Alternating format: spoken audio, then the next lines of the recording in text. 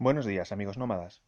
Desde Nomadismo queríamos recomendaros una exposición que se ha inaugurado recientemente, Videojuegos, los dos lados de la pantalla, que se celebra en el espacio Fundación Telefónica y que está abierta desde el 27 de septiembre hasta el 12 de enero. Esta exposición también aprovecha el tirón de la Madrid Games Week, la gran feria anual de la industria del videojuego, la electrónica y el ocio. Creemos que es necesario dedicar uno de nuestros mini podcasts a este asunto por dos razones. Una, porque nuestro friquismo nos obliga a ello. Dos, porque consideramos que el videojuego, y especialmente esta industria del videojuego, tienen un lugar preponderante en nuestra sociedad. Un lugar que se va consolidando con el auge y ramificación de los eSports, con todas las empresas que lo apoyan y que lo sostienen, y un lugar que crece gracias al auge de las nuevas tecnologías, la visibilidad e influencia de los youtubers gamers, etc.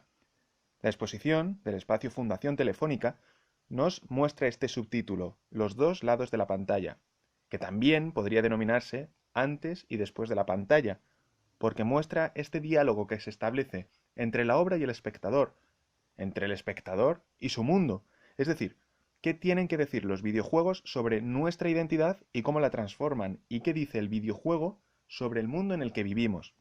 La exposición se divide en varias áreas temáticas que tocan diversos temas de actualidad, por ejemplo, los peligros de los micropagos y las microtransacciones, el tema de las compras de objetos virtuales con dinero real y la desregularización que, de momento, todo ello está implicando. Los gamers más apasionados pueden llegar a pagar miles y cientos de miles por un objeto específico o una skin que son extraordinariamente difíciles de conseguir. De hecho, hay personas que se dedican a farmear personajes de usuarios que no pueden acceder al juego por diversas circunstancias, a cambio de una remuneración económica. Este tipo de prácticas no son denunciables en sí mismas, sino por los abusos de diversa índole que se pudieran derivar de ellas y de la falta de legislación, aunque parece, al menos en el caso de España, que hay cierto desarrollo normativo. Por ejemplo, el BOE sacó una resolución el 11 de julio de la Dirección General de la Ordenación del Juego por la que se prohíbe ofrecer apuestas sobre eventos que sean protagonizados exclusiva o mayoritariamente por menores de edad, porque es verdad que esta es una práctica bastante extendida y utilizada por muchos youtubers y sus seguidores menores. Otros dos espacios de la exposición estaban dedicados a los avatares personales, a la identificación con los personajes principales y los no principales, o NPC, personajes no jugables, y los estereotipos. En estas salas se nos invita a pensar y darle vueltas a la cuestión de la identidad. ¿Quién es el protagonista? ¿Quién es el héroe? ¿Quién es el secundario? ¿Quién el pringao? ¿Quién es el enemigo? Y ver qué caras les ponemos. ¿Es un hombre, una mujer, un árabe, un latino, un musulmán, un terrorista? Los videojuegos en sí no contribuyen a crear estereotipos, o al menos no lo hacen más que lo que la sociedad hace con sus gentes. La sociedad decide quién es el enemigo, quién es el héroe, quién es la princesa. El videojuego, como forma de expresión, como síntoma de su tiempo, reproduce estas dinámicas y las incorpora en sus narrativas y sus tratamientos. Pero claro, todo esto está abierto a debate porque el videojuego efectivamente reproduce lo que la sociedad es obvio, pero también vierte sus contenidos al mundo y estos contenidos le retornan de vuelta transformados. No por ello podemos quitarle su responsabilidad como si fuera una víctima del sistema opresor y no un verdugo, como cualquier otro tipo de industria del mainstream. Otro apartado, para nosotros más interesante por la temática de este canal, es la asociación entre arte y videojuegos. A nuestro modo de ver, esta pregunta, ¿los videojuegos son un arte? ¿O pueden llegar a ser un arte? Nos trae sin cuidado. Tendríamos que ver primero, ¿a qué nos referimos cuando hablamos de arte? Si todavía podemos hablar en términos clásicos cuando hablamos de arte al enfrentarnos al videojuego.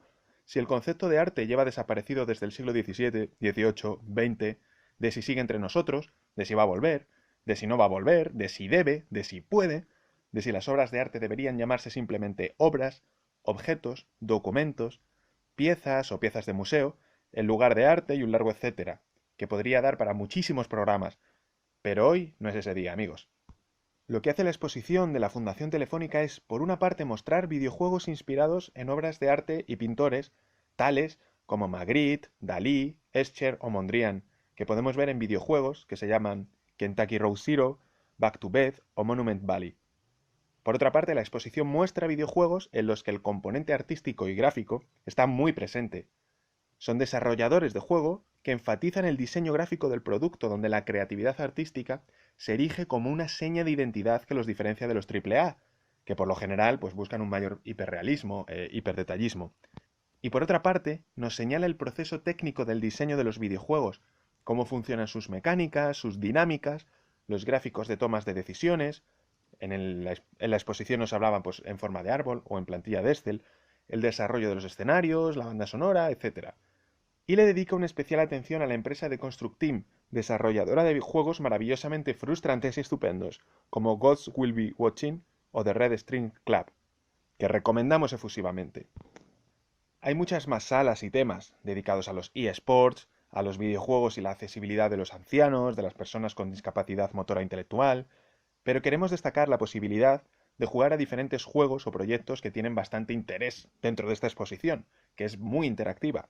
Hay juegos políticos, hay juegos de tomas de decisiones, juegos reducidos a su mínima expresión, como uno desarrollado en una dimensión, juegos cinéticos, juegos paisajísticos, relajantes, de caminar, de colaboración, de habilidad y de control.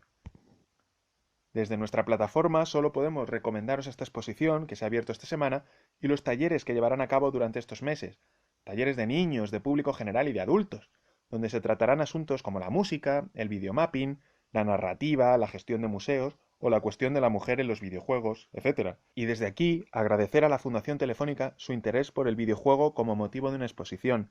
Quizá tenemos que empezar a repensar el videojuego no como un objeto artístico, sino como un producto cultural de la máxima importancia en nuestro tiempo. Quizá los historiadores del arte, conservadores de museos y demás personal tendrían que eliminar las barreras de ya, pero esto es arte, y decir, ni lo sé, ni me importa. Los niños, los jóvenes, saben de videojuegos, vivimos casi en un proceso de gamificación, de cumplir tareas mecánicamente y ponerles el check.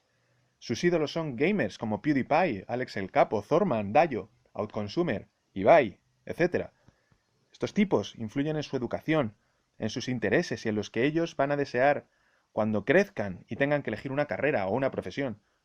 Los museos es verdad que van poco a poco. Pensamos en el videojuego Nubla y Nubla 2 del Museo Thyssen, que hace poco ha subido a internet.